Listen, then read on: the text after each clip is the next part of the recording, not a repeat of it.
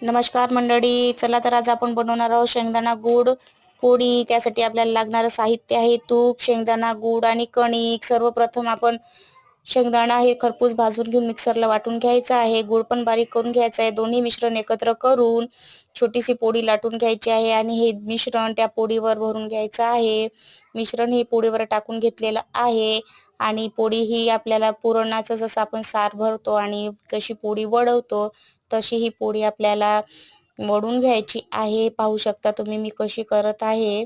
शेंगदाणा बारीक असतो आणि गूळ सुद्धा बारीक केलेला आहे, त्यामुळे ही पोळी फाटत नाही आणि ही पोळी जाडसरच लाटून घेतलेली आहे. तवा गरम आहे, त्यावर ही पोळी टाकलेली आहे. तव्यावर तूप जरा जास्तच पडलाय, त्यामुळे मी लगेच तिला पलटून घेतलेली आहे आणि लालसर अशी खरपूस हिला भाजून घ्यायची आहे. ही पाहू शकता तुम्ही गूळ शेंगदाणा पोळी तयार झाली आपली. खरपूस लाल भाजलेली आहे आणि खूपच गरम आहे, त्यामुळे माझा हात पण जळत आहे.